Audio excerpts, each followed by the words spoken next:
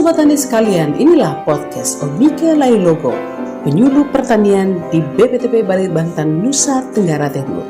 Selamat mendengarkan.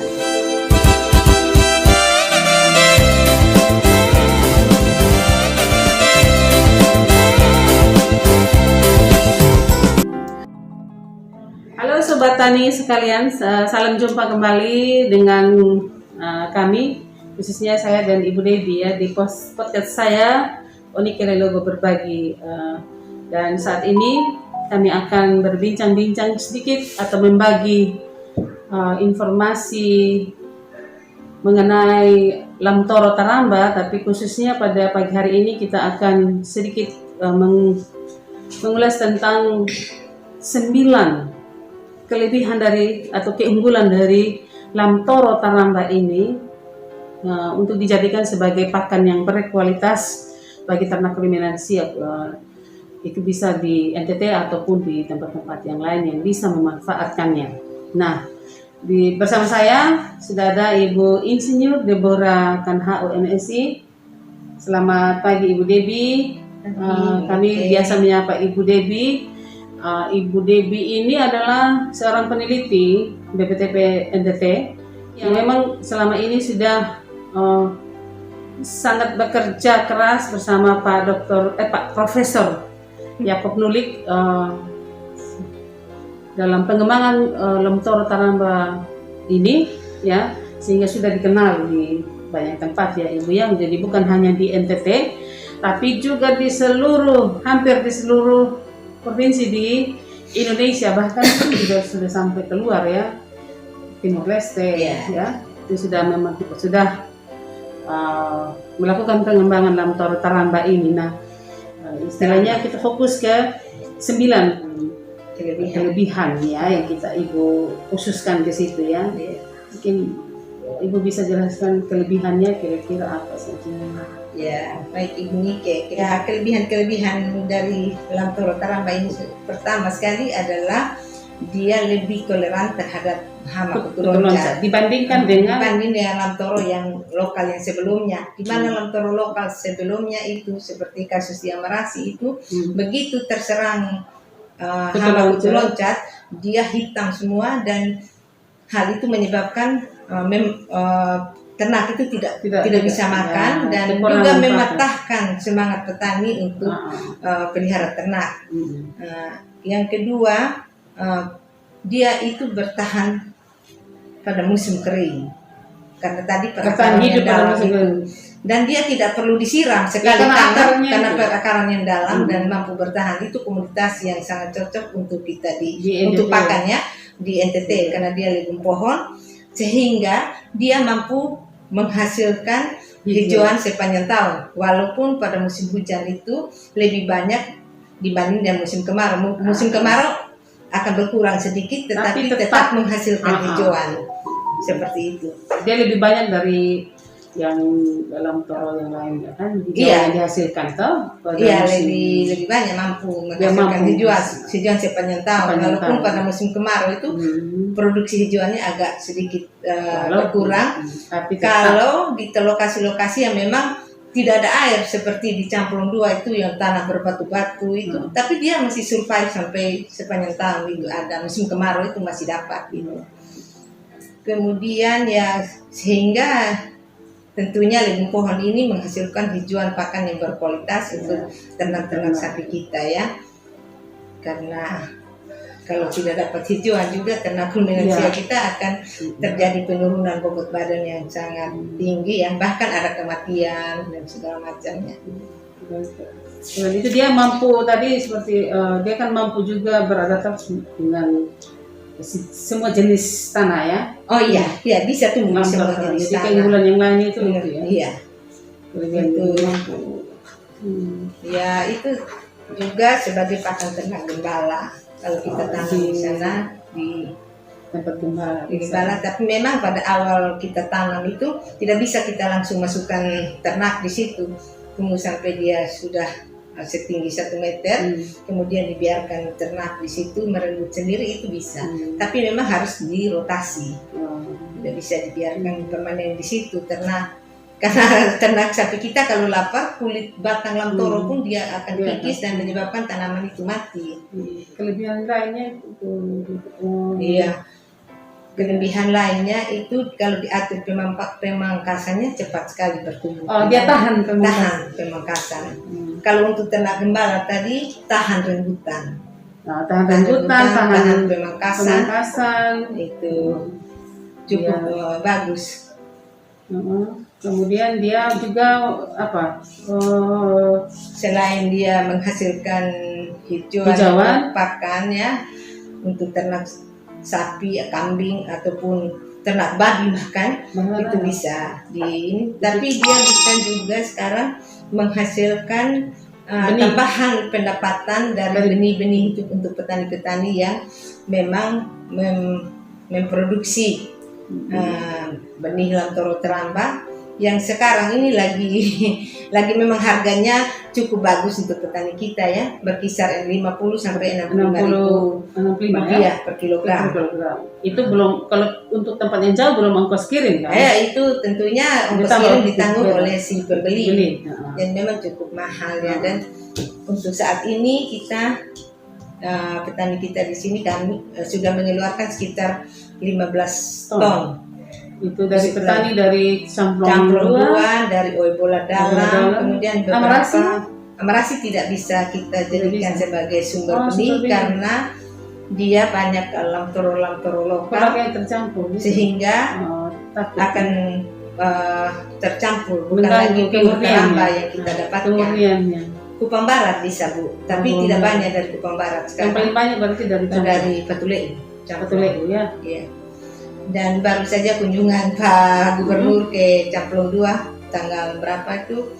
Yang minggu kemarin sebelum bencana. Sebelum bencana itu beliau mengambil 2 ton dari sana untuk didistribusikan ke daerah-daerah lain. Jadi dengan harga. Tapi mereka sudah siapkan, memang sudah ada. Sudah. Masih stoknya masih ada.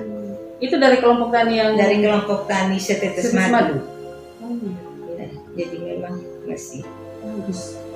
Kemudian yang lainnya mungkin mungkin mereka juga menyediakan anakan itu dapat penghasilan lagi dengan harga 1 polybag dengan ukuran tingginya sekitar 50 cm itu mereka sudah bisa mendapatkan 2.000 sampai 2.500 per polybag.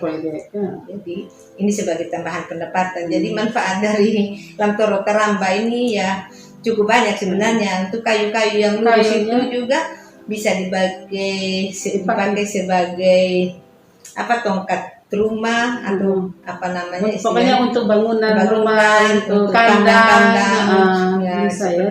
Bahkan kalau sudah besar sekali dan itu bisa jadikan buat mebel sebenarnya.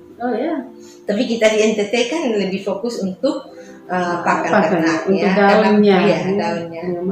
Karena memang kondisi kita kering dan selalu terjadi kekurangan pakan. Itu yang diandalkan untuk peternak kita bisa memanfaatkan itu ya. Tapi yang seperti yang lalu itu Ibu Dewi, yang pengembangan khususnya di Kupang ini yang paling besar itu ada di Camplong 2 ya, di Patuleu ya. Di Camplong 2 itu sudah 500-an hektar. 500 hektar ya. Dan itu unik Ibu Nike, kita tidak susah payah seperti kita memulai dulu ya.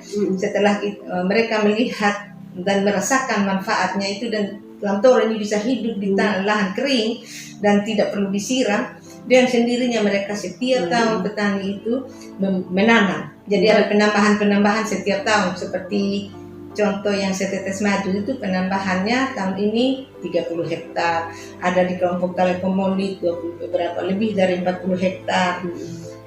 Beberapa kelompok itu sudah merasakan. Itu juga yang terjadi di Oebola Dalam ya. Jadi tanpa pemaksaan lagi untuk mereka tapi mereka dengan sendirinya dengan melihat kelebihan dari lamtoro teramba ini. Karena mereka pelihara ternak.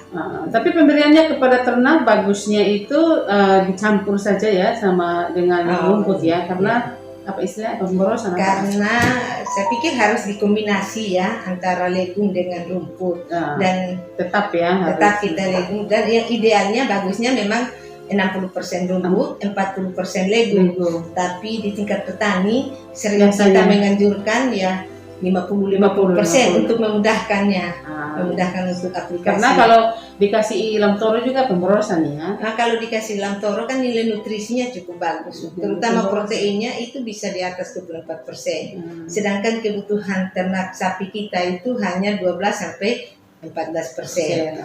Jadi harus dikombin, dikombinasi dengan rumput ini ya. Iya.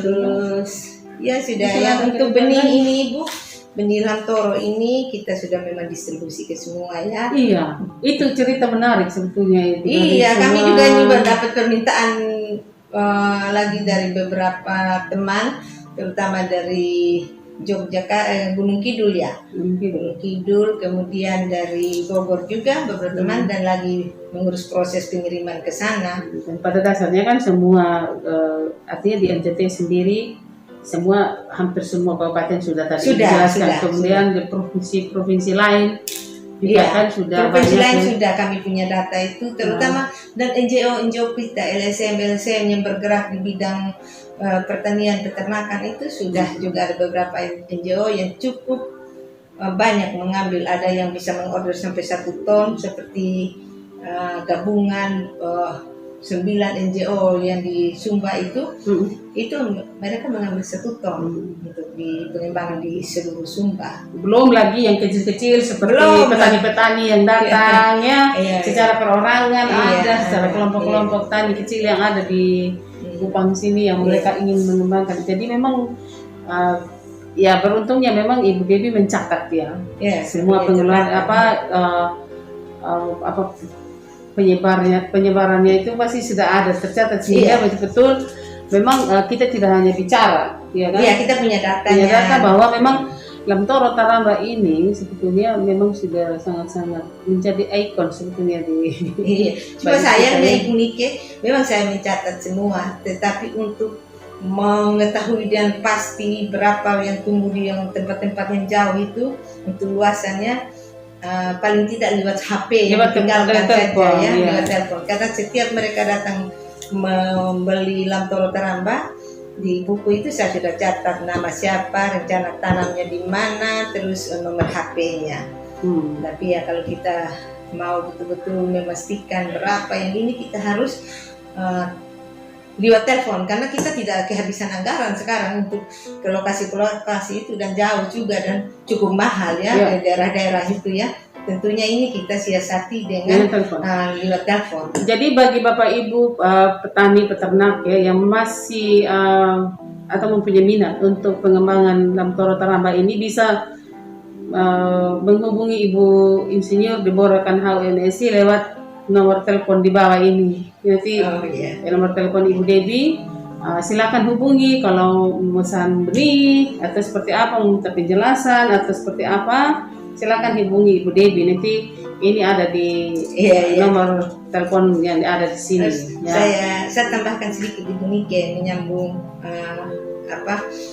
benih ini, karena di kemasan yang kami sudah kirim yang kami sudah buat sudah tentukan nama kelompok petani penangkarnya dan juga nomor HP yang bisa dihubungi. Jadi itu untuk memudahkan, dan kita kalau saya tidak dapat dihubungi kan termasuk nomor saya di situ. Itu langsung ke petaninya bisa seperti itu. Tapi untuk yang menyaksikan ini bisa kan hubungi lewat nomor telepon yang tadi. Jadi kita supaya bisa langsung berhubungan dengan Ibu Debbie lewat kontak person, telepon atau WA ya, supaya bisa artinya begini, kalau sudah ada pesanan kan Ibu kan juga bisa menyediakan stoknya, karena kita harus ambil ini kan namanya dari penangkar, jadi harus pesan lagi ke penangkar sehingga benar-benar yang diberikan benih itu adalah benar-benar Taramba yang murni. Ya memang karena memang penangkar-penangkar ini sudah jadi berarti bukan dari semua lokasi lokasi yang sudah diseleksi. Karena memang penanaman Taramba ini kemarin yang di tempat ini, yang tempat pemesanan ini memang itu bisa dikatakan murni, karena memang sudah semua yang lamtoro lokal Lokal sudah disingkirkan ya, sudah dimusnahkan, sehingga yang tumbuh hanya Lamtoro Taramba. sehingga tidak tercampur benih-benih. Baik, Ibu Debbie, saya kira mungkin nanti kalau mungkin ada sisi lain lagi dari Lamtoro Taramba, pasti akan kami sajikan lagi di episode yang mendatang ya. Karena memang saya kira masih banyak Ibu Debbie yang kita bisa sampaikan ya, tapi untuk kali ini memang kita masih fokus kepada tadi kelebihan dari Lamtoro Taramba ini. Kenapa kami sajikan ini? Karena memang Lamtoro Taramba sekarang sudah menjadi sangat populer ya bagi petani di Nusa Tenggara Timur khususnya, tapi juga petani-petani yang ada di luar dari NTT. Boleh saya tambahkan lagi? Boleh, silakan. Selain legum, kita kan bicara sekarang ini, yang kita bicarakan sekarang ini adalah legum pohon. Nah, ada satu jenis legum lagi yang namanya legum herba. Mungkin tidak pada kesempatan ini. Oh ya, nanti di kami episode juga punya berikutnya. pengalaman untuk pengembangan legum herba ini. Nah, Dan nanti ini Clitoria ternatea. Mungkin untuk yang ini nanti kita sama-sama dengan Pak Profesor Yakub Nuli ya. Oke. Ya, nanti Ibu Debbie sama Pak Prof akan hadirkan lagi dalam acara seperti ini supaya ini masih menyangkut legum pohon. Nah, untuk legum herbanya di episode yang berikut. Saya kira demikian yang dapat kami sampaikan untuk pagi hari ini. Terima kasih Ibu Debbie untuk kesempatannya, dan semoga apa yang kami sajikan bermanfaat bagi Bapak Ibu sekalian, khususnya Bapak Ibu petani peternak di mana saja Anda berada. Salam inovasi. Sampai jumpa. Untuk informasi lanjutan silakan menghubungi Ibu Insinyur Deborah Kan HU MSI dengan nomor telepon 0812 8655 1122. Sampai jumpa.